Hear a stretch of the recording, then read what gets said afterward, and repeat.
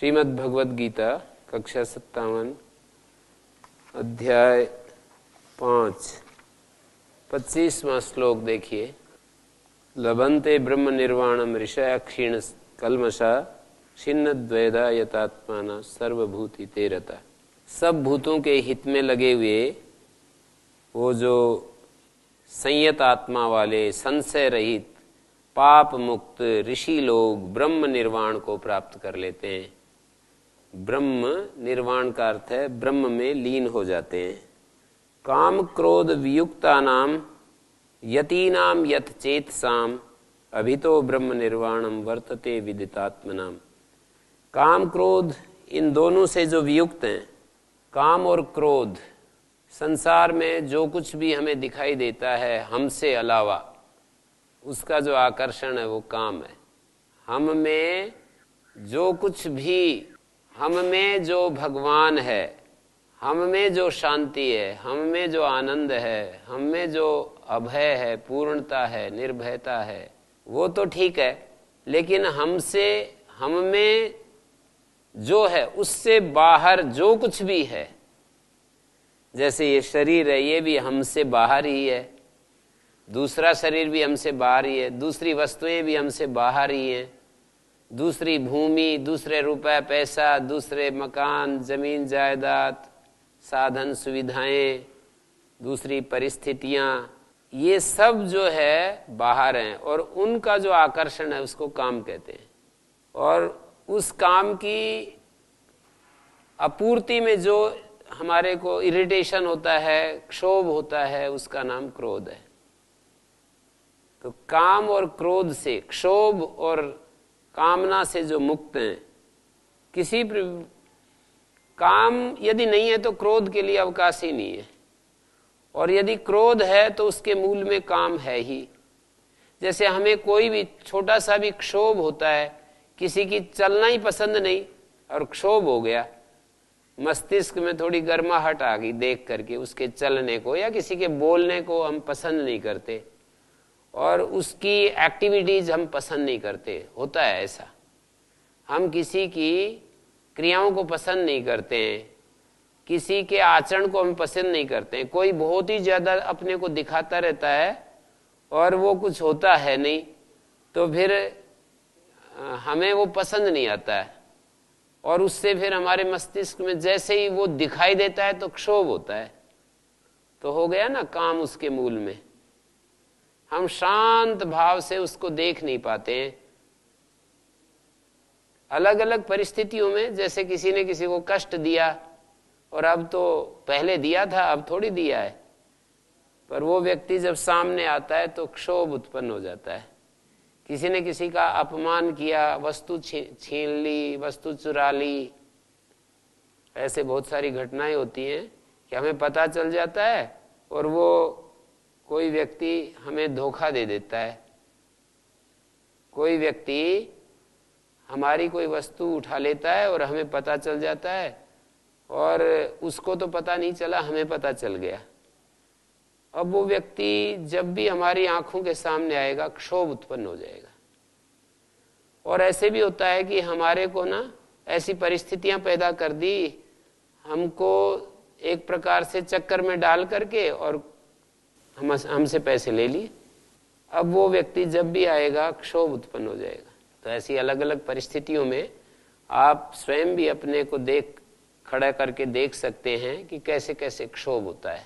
हम किसी से कुछ चाहते नहीं, दुख नहीं देना चाहते, लेकिन दूसरे के दुख से हमारे अंदर क्षोभ, दूसरों के व्यवहार से, दूसरों के द्वारा जो हमें कष्ट दिया जाता है किसी भी रूप में, उससे एक तो क्षोभ होता है। एक हमारी हम जो एक इमेज बनाते हैं एक एक व्यक्ति के प्रति, हमारी जो उसके प्रति एक अच्छी इमेज न बनने के कारण भी क्षोभ होता है कि वो बहुत ही ज्यादा मानी अपने आप को प्रदर्शन करता है, कुछ है देखने में कुछ है नहीं और प्रदर्शन बहुत बड़ा बड़ा करता रहता है, तो फिर क्षोभ होता है उसको देख करके। तो इसका मतलब कुछ कामना है हमारी, इसलिए क्षोभ हो रहा है। यदि हमारी कोई कामना ही नहीं किसी भी प्रकार की कुछ कामना ही नहीं, तो क्षोभ का कारण क्या है, क्यों क्षोभ हो रहा है? तो ऐसे हम विश्लेषण कर सकते हैं कि हमारे भीतर कोई क्षोभ होता है, कोई कामना होती है, कोई आकर्षण होता है। कभी कभी ये स्थिति नहीं होती है, केवल आकर्षण होता है चीजों का, वस्तुओं का। ऐसी भी स्थिति होती है कि क्रोध तो नहीं होता है पर आकर्षण होता है। तो ये दो स्थितियां बताई कि काम क्रोध वियुक्ता नाम यति नाम यत चेतसाम। संयत के लिए यत शब्द का प्रयोग कर देते हैं। संयत चेतसाम, यति नाम संयत चेतसाम। यति नाम जिन्होंने अपने आप को यमन कर लिया है, नियमन कर लिया है, संयत कर लिया है, और जिनका अंतःकरण संयत है, ऐसे लोगों के विदितात्मनाम, विदिता ज्ञाता आत्मा येषाम, सम्यक दर्शी नाम, जिनका आत्मा का बोध हो गया है, जिनको आत्मबोध हो गया है, ऐसे उन लोगों के लिए ब्रह्म निर्वाणम उभता अभिता वर्तते। अभिता मानी उभयता वर्तते, जीते हुए भी और इस शरीर के त्याग करने के बाद भी। अभी तो ब्रह्म निर्वाणम उभयता ब्रह्म निर्माणम वर्तते। जीवता मृतानाम च ब्रह्म निर्वाणम, ब्रह्म में लीनता रहती है, मोक्ष उनको मिल गया है। किस स्थिति में बताया?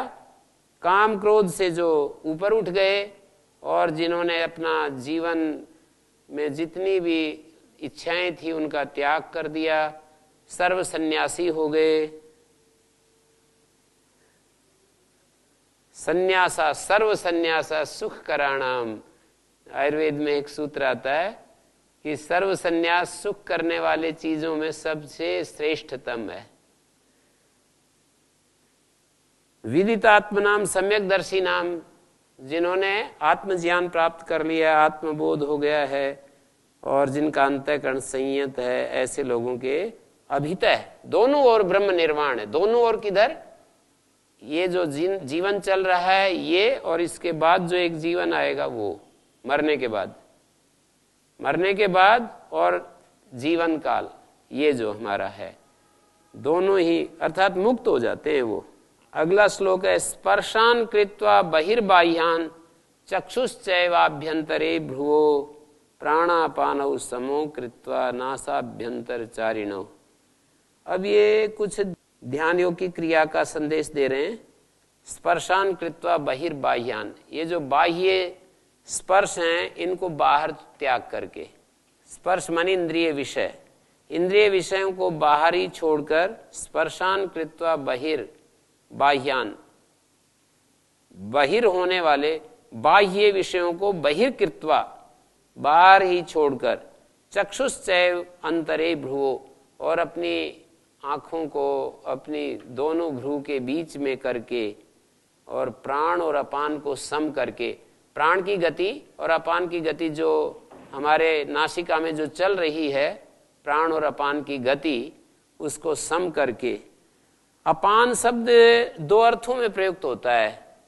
एक तो नाभि प्रदेश में जो रहता है वायु, नाभि से नीचे जो, नाभि प्रदेश में तो समान रहता है, नाभि प्रदेश से मूलाधार में जो वायु मल आदि का जो निस्सारण करता है उसको अपान कहते हैं। और एक अपान इस अर्थ में भी प्रयोग होता है जो प्राण और अपान के साथ में बोला जाता है।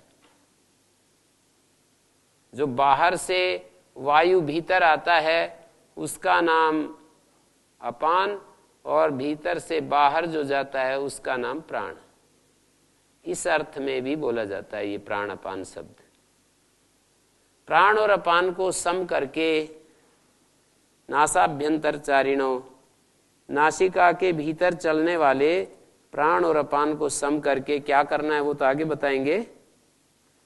नासाभ्यंतरचारिणो प्राणापानो, ऐसा लिखा है ना मूल में ही, कि नासिका के भीतर चलने वाले जो प्राण और अपान हैं उनको सम करके, माने न्यून और अधिक वर्जित करके, या यूं समझो कुंभक के द्वारा उनको निरुद्ध करके, यतेन्द्रिये मनोबुद्धि मुनि मोक्ष परायण विगतेच्छा भय क्रोधो यह सदा मुक्ता एव स। संयत है इंद्रिय मन और बुद्धि जिसकी। यत का शब्द का बहुब्री समास कर दिया, इंद्रिय मन और बुद्धि इन तीनों के साथ द्वंद्व समास करके इंद्रिय मन और बुद्धि ये संयत है जिसकी। इंद्रियां भी संयत, मन भी संयत और बुद्धि भी संयत। इंद्रियां संयत माने इंद्रियां विषयों के पीछे नहीं दौड़ रही और मन इंद्रियों में नहीं लग रहा तो मन संयत। और मन संयत है तो बुद्धि मन के साथ संयुक्त नहीं हुई, बुद्धि को मन ने नहीं खींचा, ये बुद्धि का संयत होना है। बुद्धि के अंदर जो एक विवेक दृष्टि है वो हमारे को प्रायः सच और झूठ का बाह्य प्रभावों से हमारी बुद्धि जरूर प्रभावित होती है और उसके अनुसार चीजों को देखती है। ये तो थोड़ा इसको कृष्णमूर्ति ने अपने पूरे जीवन में इसी के ऊपर काम किया। बहुत ही ज्यादा उनको इससे बहुत ही कष्ट था कि सारी मानवता जो है बाह्य प्रभावों से प्रभावित होकर के और जीवन जी रही है और वो सत्य से दूर हटी हुई है। उसको बोलते हैं the conditioning of the mind. ये जो कंडीशनिंग ऑफ द माइंड है, मन का जो कंडीशनिंग हो जाना, हम सत्य को बाह्य परिप्रेक्ष्य में उस फ्रेम में हम सत्य को देखते हैं कि सत्य ऐसा है ऐसा है ऐसा है। हम जो सुनते हैं, हम जो हमारे कानों में बाल्यकाल से जो आवाज गूंजती रहती है उससे हमारी एक अवधारणा बन जाती है जो अतीन्द्रिय चीजें हैं उनके प्रति भी, कि आत्मा ऐसा है और परमात्मा ऐसा है और ऐसी ऐसी चीजें। तो उसको हम बड़ा मुश्किल है उसको हटाना। तो कुछ बिरले लोग हैं जो उसको हटा पाते हैं, कुछ बिरले लोग होते हैं जो मन की कंडीशनिंग को तोड़ पाते हैं। और ये बड़ी बाधा है, मेरे को भी दिखाई देती है ये बात जो है बहुत ही, मानी हम बाह्य प्रभावों से मुक्त होकर सहज रूप से ऐसे उसको देख नहीं पाते हैं। मानी जो सुने हुए शब्द हैं उस फ्रेम में कसना चाहते हैं उसको। शब्द तो हमारे को उधर ले जाने के लिए प्रयास करते हैं पर एक जगह जाकर के ये छोड़ देते हैं हमारे को। योग दर्शन में भी हम देखते हैं कि तत्परम पुरुष ख्यातेर गुण वैतृष्ण्यम, पुरुष ख्याति होने पर, पुरुष दर्शन होने से फिर हम गुणों में वितृष्ण हो जाते हैं। गुण में वितृष्ण होना, बुद्धि के प्रति वितृष्ण होना, बुद्धि से जो मिलना था वो मिल गया। एक बार पुरुष दर्शन की झलक मिल गई, बस अब उसके आगे हमें अपनी उस सहज शांति में रहना होता है। लेकिन हम हमेशा शब्दों के धारा में, जो हम सुने हुए शब्द होते हैं ना, उसी के अनुसार सोचते हैं, उसी फ्रेम में देखते हैं सब चीजों को। तो मैं ये कहना चाह रहा था कि इंद्रिय मन और बुद्धि जिसके संयत हो गए हैं और जो मुनि है मोक्ष के लिए, जो मोक्ष को जिसने परम आश्रय बनाया, जैसे धन परायण बोलते हैं ना, ये व्यक्ति धन परायण है, ये व्यक्ति भोग परायण है, ये व्यक्ति राजनीति में लगा हुआ है, ये व्यक्ति तो मोक्ष परायण। विगत इच्छा भय क्रोध, इच्छा भय और क्रोध जिसके चले गए हैं ऐसा व्यक्ति सदा मुक्त। यह सदा मुक्ता एव स, ये ऐसा जो व्यक्ति है स सदा मुक्त है, वो व्यक्ति सदा मुक्त ही है। हाँ जी गुरुजी, जो योग दर्शन के अनुसार अंतिम स्थिति में बुद्धि को भी छोड़ देते हैं, ऐसा करें तो इसका अर्थ क्या लेंगे? जैसे बुद्धि से ही तो सारा काम करते रहते हैं हम, बुद्धि ना रहे तो आदमी जो है कुछ कर ही नहीं सकता। ये तो सही बात है। गणित पढ़ाते समय बुद्धि को नहीं छोड़ते, अष्टाध्यायी के सूत्र पढ़ाते समय बुद्धि को नहीं छोड़ते, अपने ऑफिस से घर के तरफ जाते समय, अपने ऑफिस से घर जाते हैं तो बुद्धि को नहीं छोड़ते कि अब दाएं तरफ मुड़ना है, अब आगे चल कर बाएं लेफ्ट टर्न है, अब राइट टर्न है, और ये प्रथम गियर में गाड़ी चल रही है, ये सेकंड गियर में चल रही है, और कोई बात हमारा छोटा बालक हमसे गणित का सवाल पूछता है तो वहाँ बुद्धि को नहीं छोड़ते कि 2 और 2 4 होते हैं या 2 और 2 3 होते हैं, समझ गए। और ये वाली सब्जी ने कल दस्त लगा दिए थे तो आज ये नहीं खानी है, ऐसे बुद्धि को नहीं छोड़ते हैं। सारे व्यावहारिक जितने भी कर्म होते हैं, भाषा सीखने में, विज्ञान पढ़ने में, और किसी परीक्षा करने में, किसी रिसर्च करने में, कोई काम करते हैं किसी उसके ऊपर, किसी लेबोरेटरी में काम करते हैं, तो उस समय बुद्धि नहीं छोड़ी जाती है। बुद्धि छोड़ देंगे तो ये अष्टाध्यायी तो बिल्कुल समझ में नहीं आएगी, महाभाष्य कैसे समझ में आएगा बुद्धि छोड़ देंगे तो। दर्शन शास्त्र पढ़ते समय कि ये इस सूत्र का ये अर्थ है, गीता के श्लोक पढ़ते समय बुद्धि को कहाँ छोड़ रहे हैं हम। बुद्धि को छोड़ने का मतलब ये होता है जब हम उस अंतिम सत्य का अनुभव करना चाहते हैं, जिसको आत्मा कहते हैं, परमात्मा कहते हैं, तो उस समय जो विचार सरणी है, जो हमने सुना है, जो हमने पढ़ा है, तो उसको शांत चुप कर देते हैं, कुछ देर के लिए छोड़ने की बात कहते हैं। और जब जब हम उसको देखते हैं कि वो सत्य का क्या स्वरूप है, माने परमात्मा का क्या स्वरूप है, तो उसका स्वरूप हमारे ऋषियों ने भी तो बुद्धि छोड़ने की बात कही, नेति नेति नेति। जो नेति नेति शब्द से कहा जाता है वो छोड़ना ही तो है कि ये भी उस आत्मा का स्वरूप नहीं, ये भी आत्मा का स्वरूप नहीं, ये भी आत्मा का स्वरूप नहीं, ये भी नहीं, ये भी नहीं, और अंत में जाकर के शांत हो गए। यदा ही नान्यत पश्यति नान्यत शृणोति नान्यत विजानाति स भूमा। जब व्यक्ति कुछ अन्य को नहीं देखता, अन्य को नहीं सुनता, अन्य को नहीं जानता, वो भूमा की स्थिति है। अन्य को देख रहे हैं, सुन रहे हैं, समझ रहे हैं, पीछे भूतकाल की स्मृतियां पूरी ठसाठस भरी हुई हैं और उनको देख रहे हैं, तो उनको देखते हुए हम कैसे उस सत्य में स्थित हो सकते हैं। धर्म और अधर्म का विश्लेषण हम करते हैं जीवन के प्रारंभ में, तो ये होता ही है, लेकिन वहीं पर हम स्थित रहते हैं और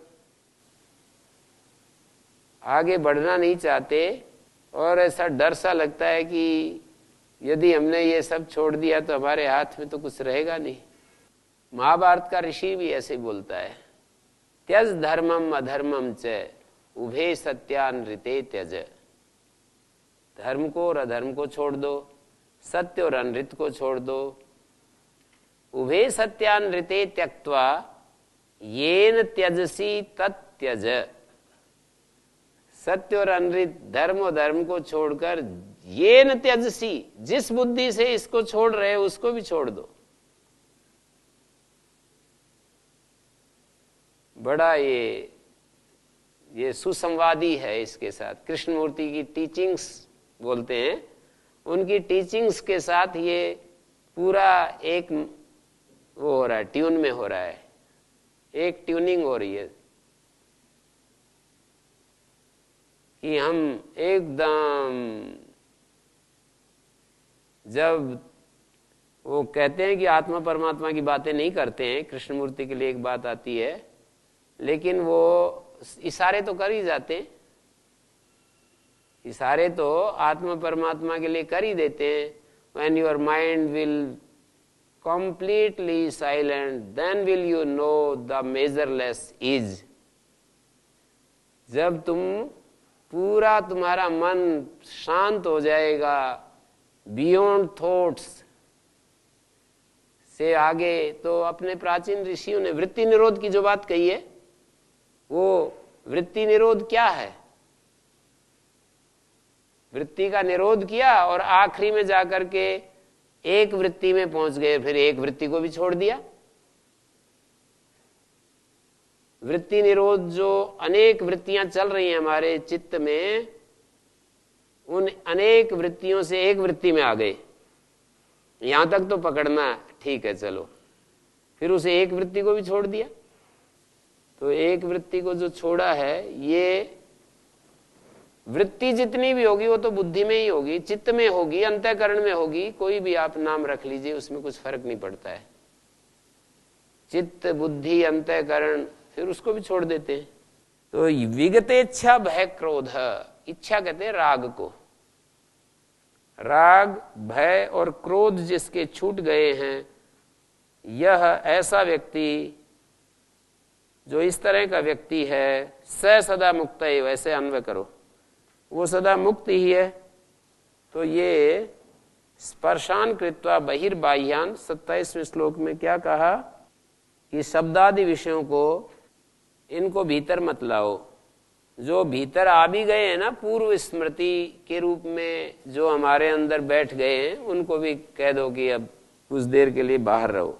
इन्होंने दिया है ऐसे, स्पर्शान शब्दादीन कृत्वा बहिर्बाह्यान श्रोत्रादि द्वारेण अंतर बुद्धो प्रवेशिता शब्दादयो विषया तान अचिंतयत बाह्य बहिरेव कृता भवन्ति। जब उनके बारे में सोचेंगे तो सोचेंगे ही नहीं, कुछ विचार ही नहीं करेंगे, तो बहिर हो गए एक प्रकार से, एक अर्थ में। ऐसे शंकराचार्य जी ने लिखा है कि वो शब्दादि विषय हैं, तान अचिंतयतो, उनके बारे में जब चिंतन नहीं कर रहा होता है साधक, तो बाह्या बहिरेव कृता भवन्ति, तो वो बाहर ही हो गए हैं, ऐसे समझिए। जब उनके बारे में विचार करना, उनके बारे में सोचना बंद कर दिया, तो बाहर हो गए वो। तान एवं बहि कृत्वा चक्षुश्चैव अभ्यंतरे अंतरे भ्रुवो कृत्वा इति अनुसज्जते तथा प्राणापानौ नासाभ्यंतरचारिणौ समौ कृत्वा, ऐसा करके, और फिर यतेन्द्रिय मनोबुद्धि, यतानि संयतानि इंद्रियाणि मनोबुद्धिश्च यस्य, संयत हैं इंद्रिय, मन और बुद्धि। इंद्रियां विषय में, विषय के प्रति संयत हैं, मन संयत है, बुद्धि संयत है। यतेन्द्रिय मनोबुद्धि, ऐसा मुनि मोक्ष परायण, देह संस्थानो मोक्ष परायणो मोक्षे परम अयनम परागतिर्यस्य, मोक्ष ही जिसका परम अयनम है, देह में रहता हुआ भी मोक्ष परायण। मुनिर भवेत, मुनि हो जाए, और ऐसा व्यक्ति विगत इच्छा भय क्रोध, जो ऐसा वर्तमान है वो मुक्त ही है, फिर उसके लिए कोई और मोक्ष करने की जरूरत नहीं, मोक्ष के लिए और कोई अन्य प्रयास करने की आवश्यकता नहीं। हाँ जी। ओम गुरु जी, ये समझ में नहीं आया ये वाक्य कि जिस तरह तुमने उसे भुला रखा है उस तरह इसे भी छोड़ दो, जिस तरह उसे छोड़ रखा है किस तरह? अभी आपने एक वाक्य बोला था कि जिस तरह तुमने उसे छोड़ रखा है उस तरह इसे भी छोड़ दो। ये न त्यजसी त्यज तजय, जिस बुद्धि से इन धर्म अधर्म सत्य अनृत को छोड़ा है ना, तुमने विश्लेषण किया है, ये धर्म है, ये धर्म है, हिंसा धर्म अधर्म है, करुणा दया धर्म है, ऐसे हम जानते हैं कि जैसे ये सही है, ये गलत है, इस बुद्धि के द्वारा हम निर्णय करते हैं ना सारी चीजों का।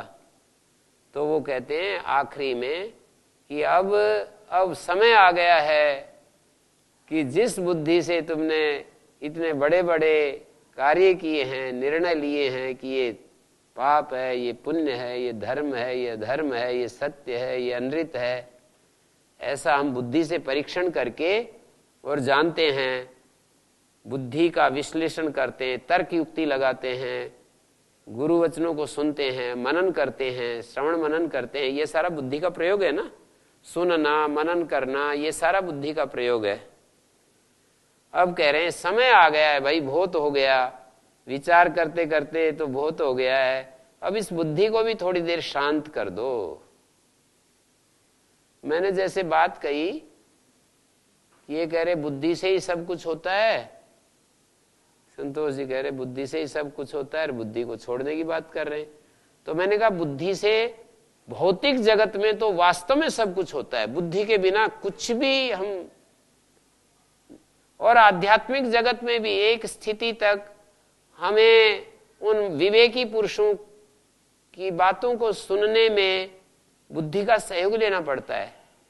जो विवेकी जन हैं उनकी बातें सुनते हैं, उस पर मनन करते हैं, ये सब बुद्धि का उपयोग हो रहा है। जैसे शास्त्र पढ़ते हैं, सत्य को जिस रूप में उन्होंने देखा, श्रुतियों का हम मनन करते हैं, ये बुद्धि छोड़ करके मनन नहीं होता है।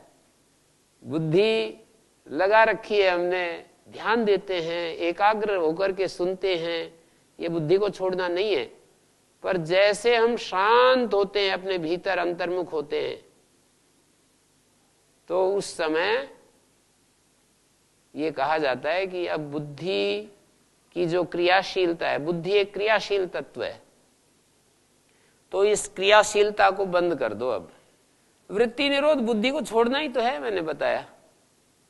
माने एक स्थिति तक बुद्धि का, देखिए जब तक हम विक्षिप्त अवस्था में होते हैं, व्युत्थित चित्त होते हैं, तो व्युत्थित चित्त से एकाग्र चित्त में जाने के लिए हम बुद्धि का सहयोग लेते हैं और हम अपने मन को काफी प्रशिक्षण देते हैं कि ये रास्ता ठीक नहीं है, ये गलत है, ये धर्म है, ये पाप है, ये पुण्य है, ये सब करते हैं ना। तो ये करते करते एकाग्र हो जाते हैं हम, मन संयत हो जाता है। लेकिन अभी एक अंतिम बाधा, रुकावट बन गई अब। तो reason is the helper, reason is the bar. जैसे बहुत सारी चीजों के बारे में कहा जाता है, ego is the helper, ego is the bar. तो रीजन के बारे में भी, रीजन माने बुद्धि, reason is the helper, reason is the bar. Bar माने क्या? बाहर का मतलब रुकावट, बाधा। भोक्तारम यज्ञ तपसाम सर्वलोक महेश्वरम सुहृदम सर्वभूतानाम ज्ञात्वा माम शांति मृच्छति। अंतिम श्लोक में एक बात कहता रहता हूं कि श्रीमद् भगवत गीता के जो अध्याय के अंतिम में जो श्लोक आते हैं वो बड़े अद्भुत होते हैं, उन पर विशेष हमें ध्यान देना चाहिए। हर अध्याय के अंत में जो श्लोक आते हैं, कुछ कुछ अंत में जाकर के वो बड़ा सार पूर्ण होते हैं। भोक्तारम यज्ञ तपसाम, यज्ञ और तप के जो भोक्ता हैं, कौन है वो? स्वयं अपने को ही बता रहे, परमेश्वर अपने को ही बता रहे हैं। भोक्तारम यज्ञ तपसाम, यज्ञ और तप का जो भोक्ता है, यज्ञों और तप का जो भोक्ता है, सर्वलोक महेश्वरम। जब हम यज्ञीय भाव से और हवि देते हैं तो वो हमारी हवि को स्वीकार करता है, इस अर्थ में वो भोक्ता हो जाता है। हमारे द्वारा जो तप किया जाता है और उस तप का हम लक्ष्य उसी को बनाते हैं कि ये तप भी आपको समर्पित है, तो वो तप का भोक्ता हो जाता है। तप का भोक्ता हमारा अहम भी होता है। हम तप करते हैं अपना कद ऊंचा करने के लिए, संसार में रिकॉग्निशन पाने के लिए, अपनी पहचान बनाने के लिए। तप का अर्थ क्या होता है? शक्ति संचय। तप माने अपने मन की बिखरी हुई शक्तियों को केंद्रित करना। एकाग्रता में शक्ति का संचय होता है और अनेकाग्रता, चंचलता में शक्ति का विकिरण होता है, शक्तियां बिखरती हैं। तो जब तप हम अपने अहम को तृप्त करने के लिए करते हैं तो वहां पर तप का भोक्ता परमेश्वर नहीं होता है, वहां तप का भोक्ता हमारा अहंकार होता है। और यज्ञ भी कभी कभी हम अपने उसके लिए करते हैं, अहम के लिए करते हैं, तो वहां भी यज्ञ का भोक्ता हमारा अहंकार होता है। विदुर नीति में एक जगह कहा है कि इज्या अध्ययन दानानि तप सत्यम क्षमा घृणा अलोभयति मार्गोयम धर्मस्य अष्टविध स्मृत तत्र पूर्वश्चतुर्वर्ग दंभार्थमपि सेव्यते उत्तरस्तु चतुर्वर्गा नाम आत्म सुतिष्ठति। इज्या अध्ययन, दान और तप, ये 4 ऐसे हैं जो धर्म के एक इज्या अध्ययन दानानि तपः सत्यम क्षमा घृणा। सत्य, क्षमा और घृणा, घृणा मानी दया। सत्य, क्षमा, दया और अलोभ, ये 4 के 2 ग्रुप बना करके समझाया कि ये पहले वाला ग्रुप तो ऐसा है कि दंभ के लिए भी सेवन कर लिया जाता है। दंभार्थम अपि सेव्यते। यजन, अध्ययन, दान और तप, ये दंभ के लिए भी कर लिया जाता है, दिखावे के लिए। लेकिन सत्य, क्षमा, दया और अलोभ, ये तो बिना महात्मा बिने, अमहात्माओं में ये चीजें नहीं मिलेंगी, महात्मा में ही मिलेंगी। जी। ओम, ये विक्षिप्त अवस्था किसे कहते हैं? चित्त की मोटी मोटी 3 अवस्थाएं समझ लीजिए। विक्षिप्त अवस्था, एकाग्र अवस्था, निरुद्ध अवस्था। तो विक्षिप्त अवस्था वही है कि हमारा मन अनेक इंद्रिय विषयों में युगपद संचरणशीलता, चित्त की जो एक साथ संचरणशीलता है ना अनेक विषयों में, जैसे कि एक ही साथ कई विषयों में अपना उसका गमन होता रहता है, संसार के तमाम विषयों में घूमता रहता है, ये विक्षिप्त अवस्था है। विक्षिप्त पागल को कहते हैं, लेकिन यहां पर विक्षिप्त का अर्थ है जो चंचल अवस्था है मन की, गतिशीलता है, संचरणशीलता अनेक विषयों में, उसको विक्षिप्त कहा है। व्युत्थित चित्त, समाहित चित्त, निरुद्ध चित्त, ऐसे 3 कैटेगरी आप बना सकते हैं। एक व्युत्थित चित्त होते हैं, एक समाहित चित्त होते हैं, एक निरुद्ध चित्त होते हैं। तो वो निरुद्ध चित्त में तो वही होता है ना जो आप पूछ रहे हो, निरुद्ध चित्त क्या है? बुद्धि भी वहां पर निरुद्ध हो जाती है, मन भी निरुद्ध हो जाता है। यदा पंचावतिष्ठन्ते ज्ञानानि मनसा सह बुद्धिश्च न विचेष्टते ताम आहु परमाम गतिम। जो 5 ज्ञानेंद्रियां, मन और बुद्धि, सातों जब चुप हो जाते हैं तब हम परम गति की स्थिति में होते हैं। देखो, ये कोई भी अन्वेषण करेगा तो उसको सत्य मिलेगा।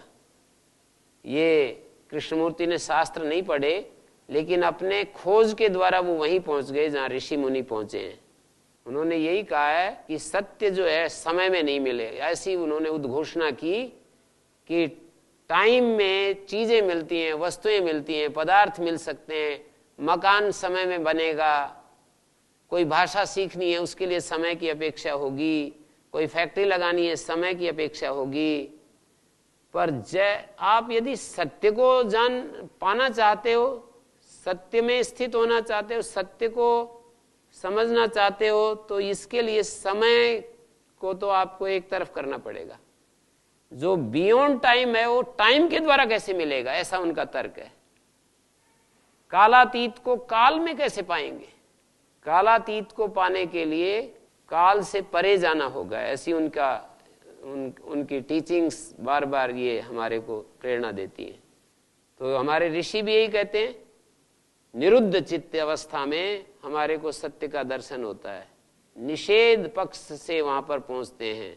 गार्गी ने पूछा याज्वल्क से कि उस तत्व को बताओ जिसमें सब कुछ ओतप्रोत है, तो उसने कहा कि तम वा एतम पुरुषम ब्राह्मणा अभिसंवदंती गार्गी। उस पुरुष के बारे में ऐसा व्याख्यान करते हैं ब्राह्मण लोग, ब्रह्म को जानने वाले। निषेध की तरफ से व्याख्या करके बताई, कोई पॉजिटिव शब्द ही नहीं बोला। वो ये नहीं है, वो ये नहीं है, वो ये नहीं है, वो ये नहीं है, वो ये नहीं है, ऐसे सारे शब्दों का प्रयोग कर दिया। ब्रह्म के स्वरूप का व्याख्या करने के लिए ऐसे नहीं कहा कि वो ऐसा है, ऐसे करके व्याख्या की कि ऐसा नहीं, ऐसा नहीं, ऐसा नहीं। तो हमारे को ये विवेक प्रयोग करना पड़ेगा, समझना पड़ेगा बुद्धि कहाँ तक हमारी हेल्प करती है और बुद्धि कहाँ जाकर के हाथ खड़े कर लेती है। भगवान ने हमें विवेक तो दिया है, उसका प्रयोग करना पड़ेगा। भोक्तारम यज्ञ तपसाम, आ जाइए। यज्ञ और तप का जो भोक्ता है, यज्ञ का भोग करने वाला हमारा हम भी हो सकता है, भगवान भी होता ही है, और तप का भोक्ता भी हम भी अपने अहम को भी बना देते हैं और उसको भी बना देते हैं। जब हमारे को किसी भी अपने व्यक्तित्व के बारे में कोई पर्सनैलिटी निर्मित होती है और विशेष स्पेशल हम अनुभव करते हैं अपने आप को अस्तित्व में अलग करके निकाल करके, अस्तित्व से अलग करके निकाल करके स्पेशल अनुभव करते हैं, ये बड़ी तात्विक बात है। कितने हजारों दिनों के ऊपर हजारों दिन तक काम करने के बाद हमने इस प्रकाश को पाया जो आपके सामने निवेदन किया जा रहा है कि अपने भीतर जो इस तरह से हम स्पेशल अनुभव करते हैं, अलग अनुभव करते हैं। तो ऐसी स्थिति में क्या करें? जब हमारे को कभी शांति अनुभव होती है, कभी हमें ऐसा अनुभव होता है कि मैं जाकर के जुड़ जाता है, मैं तो बड़ा आनंद में हूं, मैं बड़ा शांत हूं, मैं बड़ा एकदम धन्य हूं, ऐसे ऐसे भाषा तो आती है, पर ये जब तक आएगी तब तक हट जाते हैं, तुरंत उस अनंत से हम अलग हो जाते हैं। जब भी हमारे अंदर ऐसी भाषा उत्पन्न होती है, हमारे भीतर ऐसी स्थिति आती है, तो हम उस होल से अलग हो जाते हैं। एक होल होता है, WHOLE, और हम एक अलग हो जाते हैं, एक पर्सनैलिटी, एक इंडिविजुअलिटी, एक इंडिविजुअल बन जाते हैं। उस समय हमको केवल अपने मन में शांति लानी चाहिए। जब जब ऐसा ध्यान जाए कि मैं बड़ा शांत हूं, मैं बड़ा धन्य हूं, बड़ा आनंद की मेरे ऊपर वर्षा हो रही है, ऐसी ऐसी भाषा जब भी आए, थोड़ा चलते ही आने लगती है। थोड़ा इस रास्ते पर चलते ही इंद्रियां थोड़ा शांत होती हैं तो होने लगती है। इंद्रियों का कार्य, इंद्रियों का विषयों से विमुखता होते ही और ये स्थिति आ जाती है। इंद्रियां विषयों को जब नहीं चाहती और हम जब एक सहज स्थिति में जीने लगते हैं अपने जीवन को, तो कितना भी कोई आदमी कैसा भी उलझ पुलझ जीवन जिया हो, भूतकाल में कैसा भी रहा हो, कुछ समय तक यदि व्यक्ति इसी तरह से सतत अपना जीवन जीने लगे तो ये जल्दी आ जाती है ये स्थिति। थोड़ी दृष्टि, ये बुद्धि, यहां पर भी बुद्धि का काम लेना पड़ता है व्यक्ति को। जैसे वर्तमान सभी का निर्दोष है, ये सब बुद्धि के प्रशिक्षण की जरूरत होती है। अपने आप को व्यक्ति हीन भाव में ही देखता रहे, जैसे किसी ने कोई गलती कर दी, किसी ने कोई चोरी कर ली, किसी ने किसी को धोखा दे दिया, झूठ बोल दिया, कोई और इंद्रिय दोष किया, और उन बातों को पकड़ करके वो सारी जिंदगी यदि वो कुढ़ता रहे तो वो फिर नहीं निकल पाएगा। तो ऐसे अपने आप को व्यवस्थित करने के लिए बुद्धि दृष्टि की जरूरत है। ऐसे विवेकी लोगों के संग की जरूरत है, उनसे मार्गदर्शन लेने की आवश्यकता होती है। उनकी बातें सुन करके अपने उस कुंठा से बाहर निकलने की आवश्यकता होती है। और यहां पर भी बुद्धि दृष्टि की आवश्यकता है। कुछ अच्छे गुण हमारे अंदर आने लगते हैं तो फिर अहंकार आने लगता है। एक तरफ हीन भावना आने लगती है, दूसरी तरफ अहंकार आने लगता है। मानी हम एक पर्सनैलिटी क्रिएट कर लेते हैं अपने भीतर कि मैं ऐसा हूं वैसा हूं। वहां पर भी बुद्धि दृष्टि का प्रयोग करने की जरूरत है। अपने आप को वहां पर भी विवेक का प्रयोग करने की आवश्यकता है कि ये जो कुछ इस अस्तित्व में मेरे भीतर जो अनुभव हो रहा है कि ये सारा तो सब जगह अनादि अनंत रूप में फैला हुआ है, इसको इस शरीर के ऊपर केंद्रित करके मैं उसको सीमित क्यों कर रहा हूं।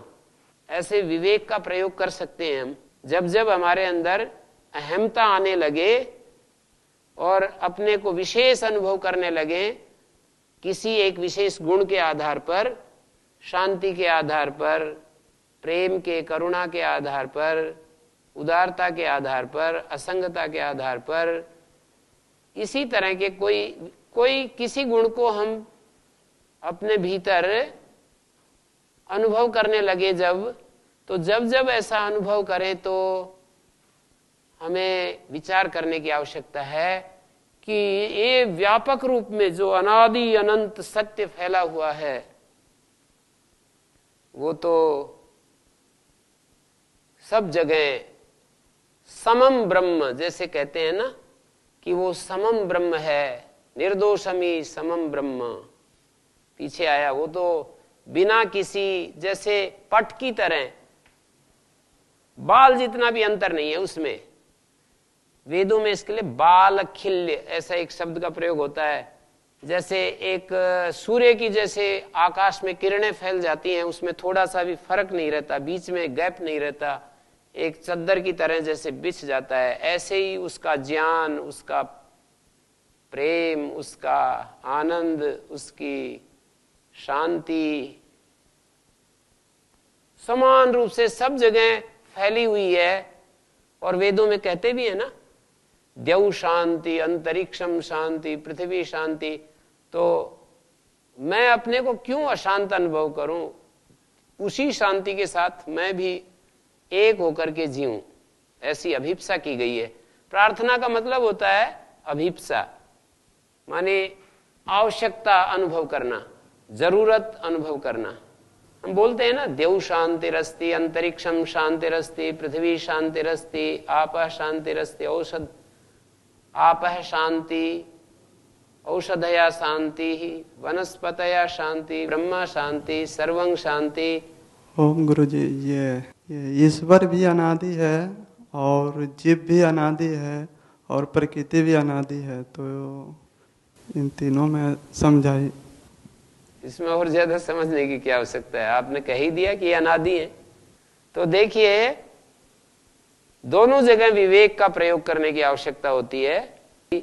हमें अपने विवेक का, बुद्धि का प्रयोग करना है, लेकिन जैसे ही हम उस शांति में जाएं, तुरीयावस्था, जागृत सुसुप्ति, एक सुसुप्ति होती है जिसमें हम एकदम जड़ता में चले जाते हैं, और जड़ता के बाद जब उठते हैं तो हम जैसे पहले होते हैं वैसे ही हो जाते हैं। जड़ता में जाने से पहले जो हमारी स्थिति होती है, ठीक वही स्थिति जड़ता से उठने के बाद, सोने से जब उठते हैं, सोने से पहले जो स्थिति हमारी होती है, सोने के बाद फिर वही चालू हो जाती है।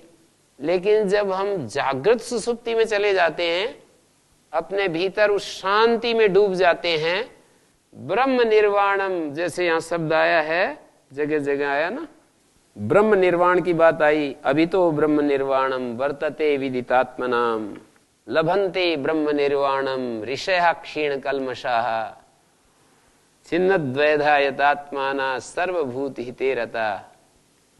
जैसे यह ब्रह्म निर्वाणम की बात है, तो मैं ये कह रहा था कि उस ब्रह्म निर्वाण में जैसे ही हम चले जाते हैं, उससे बाहर आते हैं, तो हम पहले जैसे नहीं होना चाहिए, होते नहीं है वैसे। तात्कालिक थोड़े थोड़े देर शुरू में ऐसा होगा, फिर भी कुछ तो असर रहता है, एक आध घंटा। तो वास्तव में यदि हम ब्रह्म निर्वाणम में चले गए, तो जैसे स्नान करके हम बाहर जब आते हैं, एकदम धूप में भी आ जाएं, तो भी वो जो स्नान की जो ठंडक है वो हमारे को घेरे रहती है। तो ऐसे ही ब्रह्म निर्वाणम से बाहर आ भी जाएं, तो ब्रह्म निर्वाणम की जो शांति है वो व्यवहार काल में भी बनी रहती है, कुछ समय बनी रहती है। इसलिए बार बार उस ब्रह्म निर्वाणम में जाने की आवश्यकता। और वे तो धन्य भाग, वो तो धन्य है वे लोग, बहुत उनका सौभाग्य है उन लोगों का जो अहोरात्र हर क्षण वो इस अवेयरनेस में जीते हैं कि वो ब्रह्म निर्वाणम से बाहर ही नहीं निकलते। चलते, उठते, बैठते, सोते, जागते उसी ब्रह्म निर्वाणम की स्थिति में रहते हैं। तो सौभाग्य तो है ही फिर उनका। तो ये कहा सर्वलोक महेश्वरम, सब लोगों का जो महेश्वर है, यज्ञ तप का जो भोक्ता है। यज्ञ तप का भोक्ता हम बनाए तो है, नहीं बनाए तो वो उसको कोई इंफीरियरिटी कॉम्प्लेक्स नहीं आता है। सामान्य लोग जैसे किसी को कोई कुछ महत्व नहीं देता, तो वो कहे मेरे को तो इसने पूछा ही नहीं, मेरे को तो कोई महत्व ही नहीं दिया। तो वो जो परम तत्व है ना, वो इतना पूर्ण है, उसका नाम लें या ना लें, उसका महिमा गाएं या न गाएं, उसमें स्थित यदि हो जाएं और उसके नियमों का भंग ना करें तो उसका प्यार हमें मिलता रहता है। वो हमें ज्ञान देता है, वो हमें बल देता है, आनंद देता है, प्रेम देता है, ये सब देता है। यदि उसका नियम कानून को ना तोड़े, एक तो ये बात पक्का कर लें कि मुझे उसके कानून नहीं तोड़ना। उसने कुछ नियम बना रखे हैं, कानून बना रखे हैं सृष्टि में, व्यक्ति के स्तर पर, समाज के स्तर पर, आंतरिक बाह्य जगत में कुछ नियम बना रखे हैं। उन नियमों को ना तोड़े, एक तो नियम तोड़ते रहते हैं, उसका नाम भी लेते रहते हैं, उसके गीत भी गाते रहते हैं कि हमारे राजा साहब बहुत अच्छे हैं, और राजा साहब ने कुछ नियम बनाए तो राजा साहब के नियम भी तोड़ते रहते हैं। तो एक तो उसका नियम ना तोड़ें, और दूसरा काम ये करें, उसका नियम ना तोड़ें और अंदर से एकदम शांत रहें। माने कामना, क्षोभ जो अपने पास है वो बांटते रहें। हमारे पास जो कुछ विधान के तहत आ गया है, कुछ शक्तियां इकट्ठी हो जाती हैं हर एक के पास। हर एक के पास कुछ न कुछ शक्तियां, सामर्थ्य, योग्यता, ये सब इकट्ठी हो जाती हैं। उन योग्यता, शक्ति, सामर्थ्य का अभिमान ना करें। वो योग्यता, सामर्थ्य, शक्ति ये जगत से आई हैं या भगवान से आई हैं या कहां से आई हैं, माता पिता से, गुरुजनों से, शास्त्र से, इधर से उधर से वो आ जाती हैं, इकट्ठी हो जाती हैं, हमारे हर एक के पास हो रही हैं। और व्यक्ति उनको अपना ठप्पा लगा देता है कि ये मेरे पास ये है, वो है, मैं ऐसा हूं, मैं वैसा हूं, और हम अलग हो जाते हैं, होल से अलग हो जाते हैं। तो ये थोड़ा करें, फिर देखो सब कुछ मिलेगा। और कुछ लोग उसका गीत तो गाते हैं पर उसके नियम तोड़ते रहते हैं, और गीत गा करके जो शक्तियां मिलती हैं उनको अपना समझने लगते हैं। गीत तो गाते रहते हैं और गीत गाने से जो शक्तियां मिलती हैं उसका भजन भी करते हैं, यजन पूजन भी करते हैं, पर वो जो शक्ति मिलती है, हमें सामर्थ्य मिलती है, विशेष शांति मिलती है, विशेष हमको असंगता जीवन में या जो कुछ आता है हमारे जीवन में, उसको हम अपने साथ जोड़ देते हैं। मैं ऐसा, मैं वैसा, ऐसा दूसरों से अपने को विशेष अनुभव करने लगते हैं। दूसरा कोई अनुभव करे ये तो उसकी मौज है, उसमें हम क्या करें। ये है कि दूसरे जब हमको विशेष टाइटल देते हैं और विशेष नाम देते हैं तो हम उसमें राजी हो जाते हैं। ये हमारी दिक्कत है। ये हमें जो नहीं करना चाहिए वो हम कर बैठते हैं। दूसरे अपनी उदारता में हमको कुछ बड़े बड़े शब्द बोल देते हैं और उस उदारता को हम अपना गुण समझने लगते हैं। मैं ऐसा, मैं वैसा, ये समस्या बना देते हैं। वो तो अपनी उदारता में हमारी महिमा गाता है और हम मान लेते हैं सचमुच ही कि मैं ऐसा ही हूं।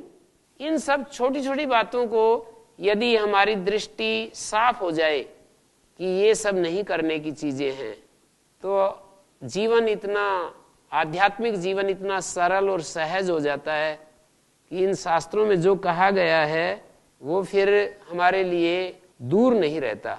सुहृदम सर्वभूतानाम, सब भूतों का, अगली बात कही, सर्वलोक महेश्वरम।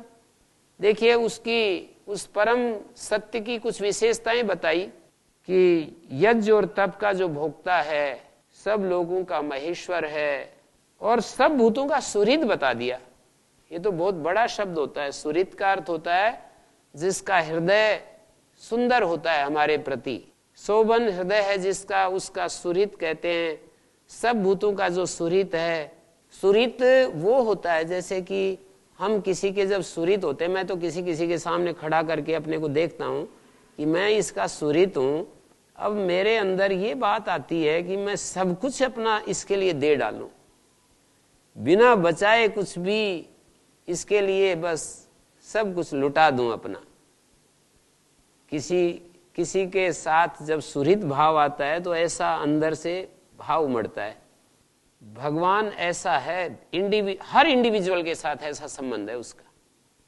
संसार में कोई एक व्यक्ति पूर्ण रूप से ऐसा सबका सुहृद हो जाए, कितनी बड़ी बात है। कोई कोई तो होता ही है। भगवान जब हैं तो इस भगवान को अपने अंदर धारण करने वाले भी ऐसे भगवान गुरु योगेश्वर कृष्ण जैसे भी होते ही हैं। और व्यवहार तो देखो, फिर मैंने बताया कि जैसे वो लोग फिर कैसे मारकाट कैसे करते हैं।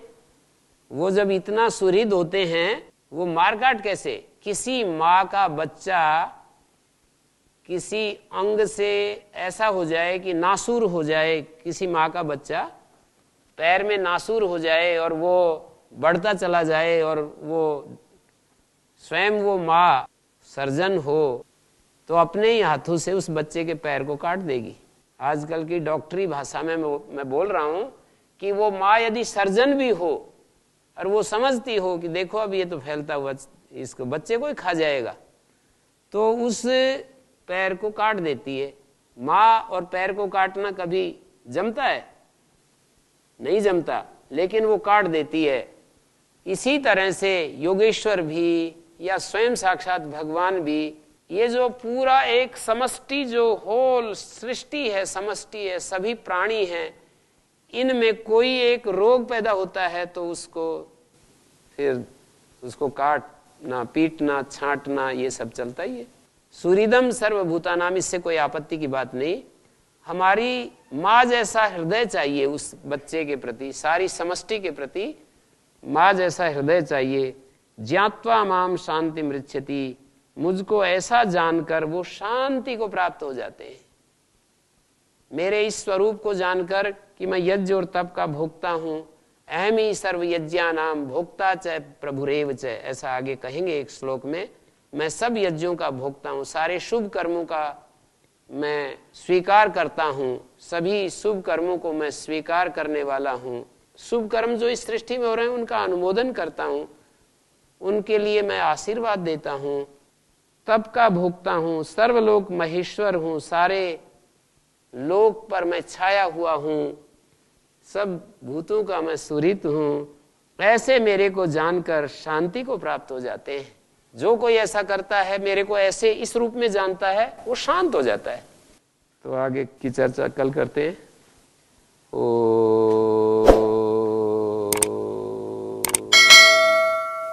शांति शांति।